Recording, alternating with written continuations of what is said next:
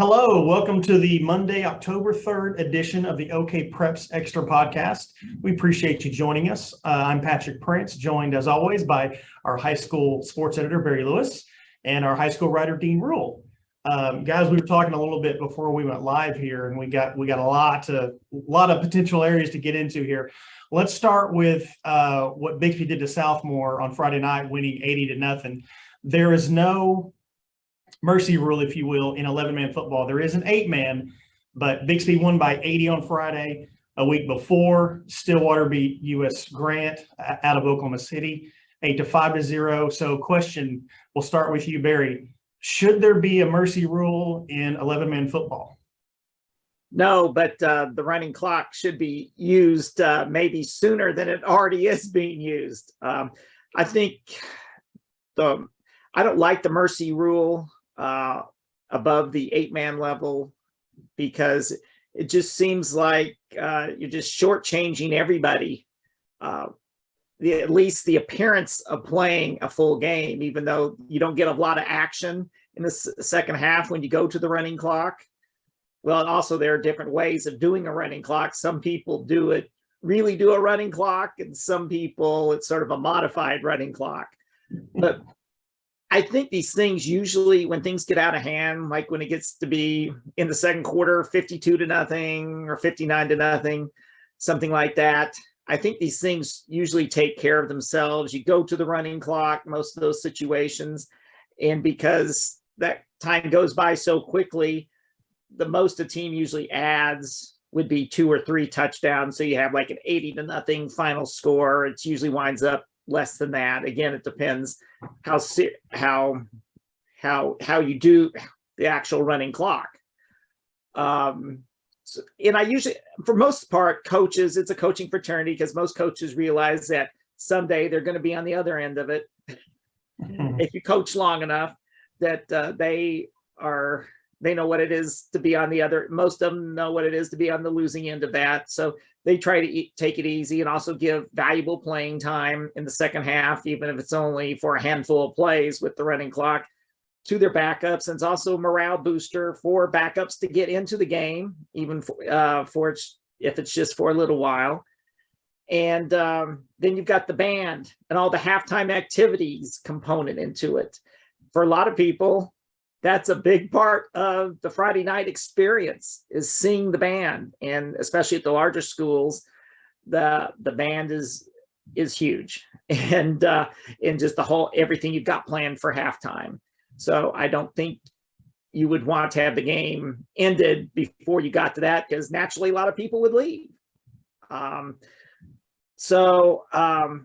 for, and also I want to say, when it comes to the running clock, not everyone accepts the running clock. I think like the earlier game this year, I saw Lincoln Christian and Holland Hall, a stunner that, it's a rematch of teams that played in the state championship game 2 years in a row. And Lincoln Christian was up 42-0 at halftime. And I think the running clock was proposed to Holland Hall at some point, but Holland Hall didn't want to do it. They wanted to compete, and they played without a running clock. They competed well in the second half, and both teams got valuable experience, and they pretty well played it to a draw in the second half. I've seen other situations where coaches, even down worse than that, have refused to go to the running clock when they've been on the losing end of it. So there's just so many different ways to approach it. And then, Dean, you've got the running clock situation. I think it was inadvertent that you were at with Stillwater and Booker T the other night. I was watching on TV, and I saw, of course, Stillwater ran away with that game. I saw times disappear from the clock at times during that game. Especially, I think Stillwater scored its last touchdown with 2:21 left, and then there was like a minute left when they kicked off. You could tell us more about that, and what are your feelings on this subject? So, yeah, I mean, Barry, I got to agree 100% with everything you've said. And I chatted with the Southmore head coach, Jake Mondin, today over the phone, and this is his first season coaching in Oklahoma. He spent his time in Arkansas before this, and he was telling me all about how in Arkansas, they've got your 35 point. They start the running clock if you're losing by 35.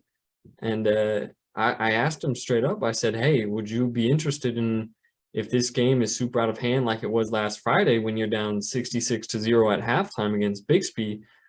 Would you be a proponent of maybe just cutting it short and calling it a game at half?" And he said, "Absolutely not." He said he's a big advocate for that running clock, but he said if there's any silver lining in this, it's that you get to use your backups and get those backups experience. I think just about every head coach in America will prioritize experience and live reps for not just starters, but backups. And so he said, well, yeah, Bixby's up 66. Their backups are getting experience, but we're going to use this as an opportunity to give our guys experience. He said he was pulling starters when Bixby started to sub out too.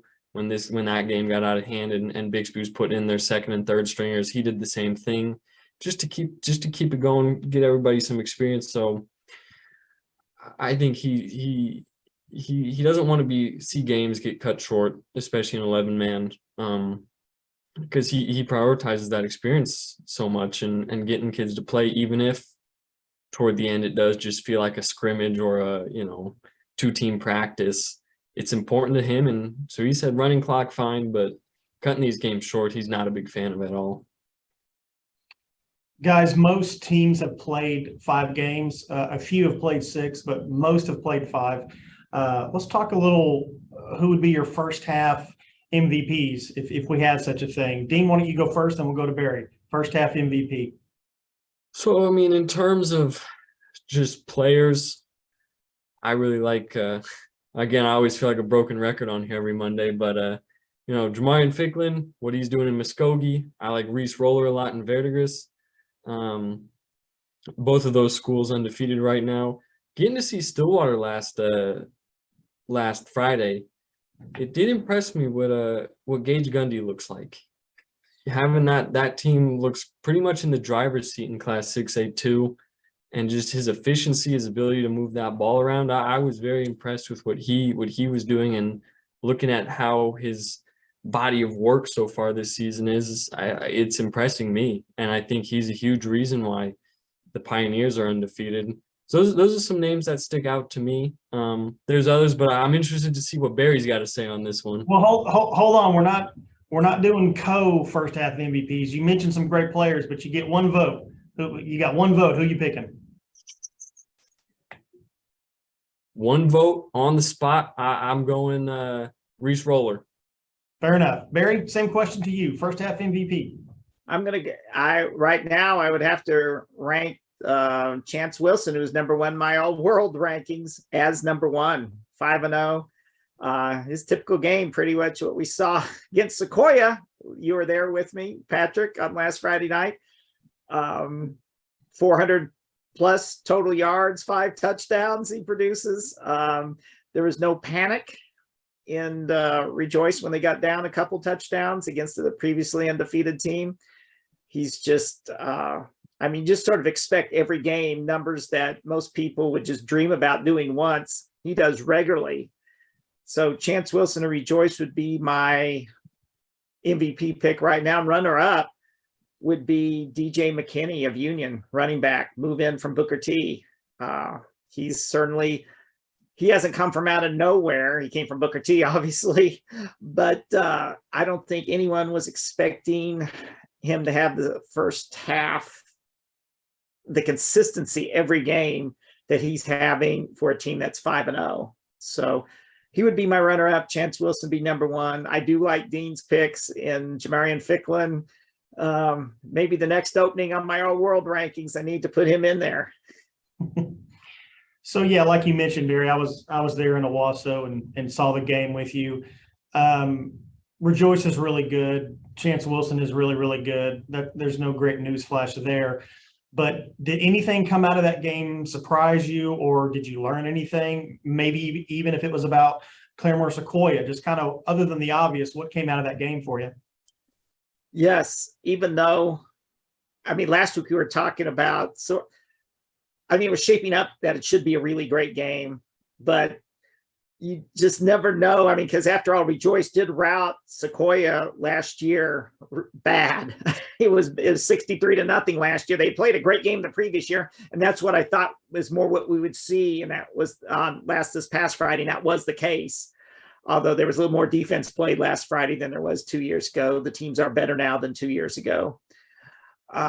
But there was still that thing in the back of my mind, is Sequoia for real, even though they'd won 7 games each of the past 2 years. And I think Sequoia showed they are for real. I mean, they answered the questions.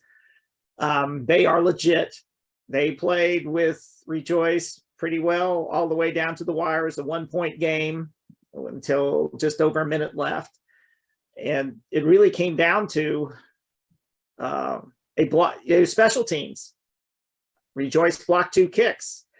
That was the difference. If Sequoia gets that cleaned up, who knows? They could still be playing in overtime. I was impressed, Barry, with Sequoia's quarterback. He can throw it around a little bit. What do you think of him? Landon Gilbreth is the coach's son, just a sophomore. Yeah. Very, very promising. And they've got a really, considering they're really a team that runs the ball primarily, they showed they can throw it around, got good receivers. So I think Sequoia can come out of that with a lot of positives in case they have to play Rejoice again, or a similar type team. So Dean, you were at Stillwater Booker T last Friday, and you touched on Stillwater earlier. What can you say about Booker T? They're still kind of struggling a little bit. Stillwater's really good, taking nothing away from Stillwater, but Booker T has had its struggles this year. What do you make out of what you saw out of the Hornets? I think the first big takeaway from that game in terms of Booker T is that they struggled to get the passing game going early. Lathan Boone had 2 completions at halftime on 4 attempts. Now, post halftime, they got it going. They were able to get Micah Tees rolling a little bit, because when you've got a player like Micah Tees, you have to have him rolling every game. So that right there, I think, was the big problem. That they just couldn't get solidified there. Defensively, there was some blips, but I think defensively was not the issue. The defense on Friday was not the issue. I think it came trying to get that passing game rolling, and then turnovers bit them. They were -4 in the turnover differential, 3 fumbles, an interception. All these little mistakes just kind of added up, and it results in a 38-6 loss for them. So, and Coach Brownie, he knows it's just about they're going to take this game, try to improve off of it, get these little mistakes fixed up, fix the details, and hopefully come back out this second half of the season and get rolling again.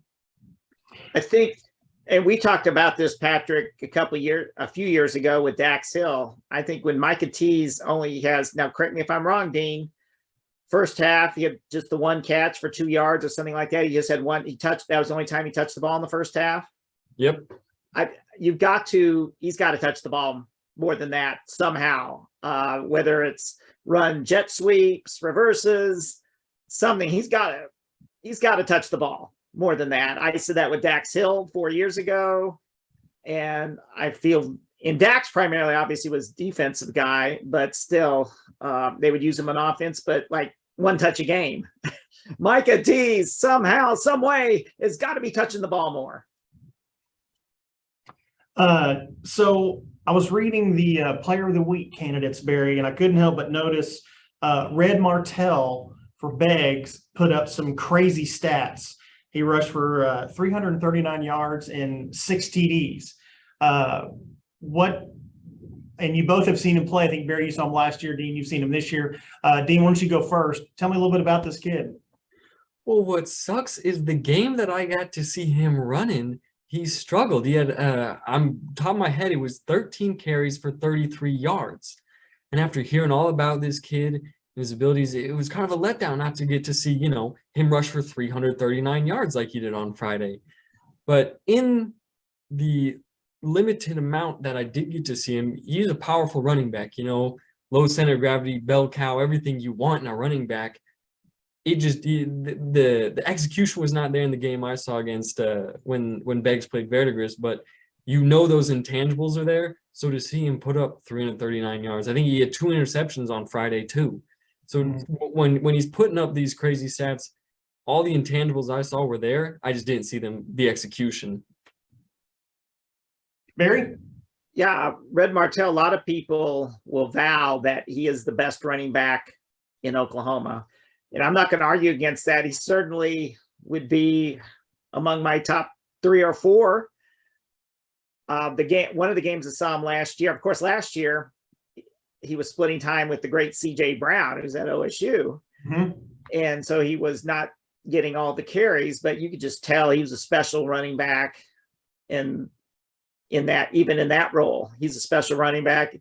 It was too bad. In one of the games I saw him play last year, he was dominating in the first half, but then got hurt and didn't play in the second half. He's obvious. A lot of big time colleges are after him.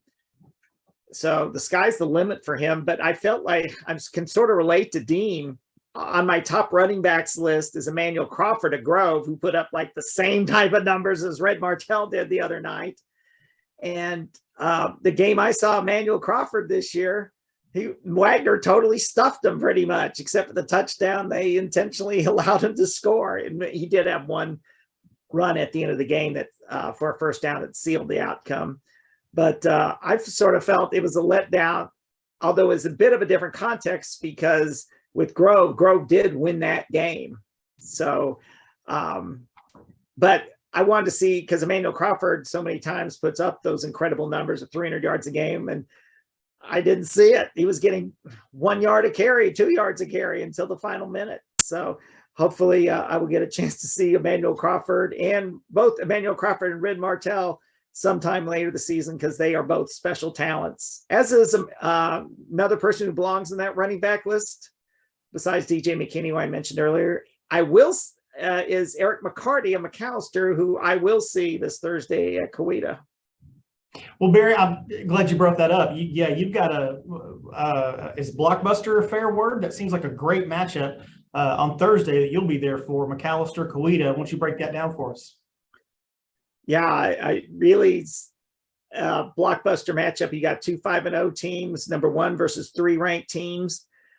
McAllister with incredibly dramatic win that Dean wrote about in his fantastic finish in Sunday's paper. McAllister was down 10 with 2 minutes to go, less than 2 minutes to go, comes back to win in overtime. And so they've got a lot of momentum going into that game. That was quite the showdown at Del City. We knew that was going to be a showdown. And but can McAllister on a short week get it geared back up again? Get all fired up again for another showdown against Coweta. This is really tough road trips, back-to-back weeks, especially on a short week. We'll see if they can do it. Of course, Coweta's all fired up. McAllister visited Coweta in a similar type situation last year, and McAllister just dominated totally. So it'll be interesting to see what this rematch looks like on Thursday night. And then a very similar type showdown is taking place at Cushing, that Dean will be at on Friday. Wagner, Cushing. You don't have 2 5-0 teams. Cushing's 5-0. Wagner is 3-2. Could easily be 5-0. So that ought to be a fun one for Dean to be at. Barry, why are they playing that game Thursday night? It's a year view game. Oh, okay, great. Yeah, so Dean, what are your thoughts on, Barry alluded to it, what are your thoughts on the game you'll be at Friday, Cushing-Wagner? So Cushing-Wagner, I think that's a powerful offense versus a stout defense. Wagner's not allowing, or they're averaging, I think, only 9 points a game they're allowing on defense. Cushing, though, you got the two-headed monster of Camden Crooks and Blaze Berlowitz. I think it's either going to be a 50-40 game or a 17-10 game. No in between there. You're either getting all defense or all offense on a Friday night, and I think it's going to be great. And I think Barry's correct, and Wagner very well could be undefeated right now. Tough breaks, 9-7 loss to Coweta, who undefeated right now, but this Wagner team's good, but this Cushing team's just as good. So I think it's going to be a pivotal game. Yeah. Sorry, I'm making notes. Give me 30 seconds. Okay. Sorry. Lost my train of thought there for half a second. Guys, let's talk about the tragedy, what happened Friday night with McLean and the shooting. It's kind of a fluid situation. So we don't want to say too much here because it might change tomorrow. But Barry, just you and I were kind of talking before we went live here. What are your thoughts on what's going on there? It was just because we're wondering, Cleveland announced just a few hours before we did, just a few hours ago, before, that it wasn't going to go to McLean for their scheduled game this Friday. That's the only thing that we exactly know at this point, is that there won't be a football game at McLean this Friday. Whether that means they're playing somewhere else, just haven't had any, we don't know at this moment. No comments at this point, and maybe they have, that hasn't been decided. But just in general, my reaction was, I mean, I hope there's a game, because I hate to penalize the McLean players who had nothing to do with this tragedy that occurred. You don't want to penalize them. They should be allowed to play somewhere. And so it would just be unfair to penalize them. But at the same time, safety, of course, has to be the number one priority, whether it's COVID or this situation. And so my first reaction was, after it happened, was I don't see how, I think there's, at least for a while, there probably shouldn't be any athletic events at McLean. Whether it's for the rest of the football season, whether it goes longer than that, but that was just my initial reaction. But I think the McLean student athletes should be allowed to play somewhere. Yeah, absolutely. Dean, I've really enjoyed the player interviews on this podcast that you've done this year with Austin Havens, Bixby, and Micah Tees for Booker T. I thought Micah Tees had some really interesting remarks, and I really enjoyed that. Maybe we don't want to mention who, just in case it falls through or you have to shift gears, but tell us about the next one coming up. You know, I think we've been very fortunate so far with these. We've got some well-spoken kids who come on here, are honest and truthful and willing to be candid with us and share their opinions on topics that aren't the easiest to talk about. Sometimes talking about your friends transferring out of school is tough, and what the NIL landscape was going to start looking like in high school. All these things are not easy to talk about, and maybe even recruiting. It's not. All this stuff is mature and difficult conversation at times, but these guys have been willing to delve into it and share their feelings, and so that's all I'd say. I'd say continue to expect that. Continue to learn about these kids. Not just for the helmet they wear on Friday nights, but who they are every other day of the week. Are you doing one this week? Yes. You know what day? No. Wednesday or Thursday. Yep. It's fluid, right? It's all fluid. Yeah, no, they've been great, Dean. It's really been a nice addition to our high school coverage this year, is those podcasts that you're doing.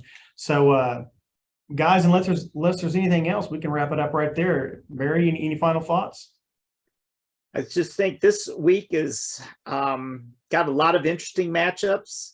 Again, some people may not think they're just like we were saying last week. No, don't really have any of those traditional marquee matchups this week. So at first glance, you might think, oh, this isn't a very exciting week. But as was the case with last week, there's just a lot of good matchups out there. So a lot of close games. I mean, when you looked at what happened last week, the Sequoia Rejoice game lived up to my expectations of what it would be. What a great game it was. Bill Haston was at Collinsville for the Collinsville Kelly game, which was a great game too. Central Cassia Hall, that was really good. There were quite a few out there last week, and so it's a very similar type of week as far as those type of matchups are concerned. Yep. Great point. And I loved Bill's column, the raise your hand column, where he was like, raise your hand if you saw this, and, that was a good read. Okay, we appreciate everybody joining us. You can download us for free at Apple, Google, or Spotify. We meet each Monday and we do this kind of thing with Dean and Barry, and we'll hope you'll check us out. Guys, thanks for the knowledge, and we'll talk next Monday. Thanks, Patrick.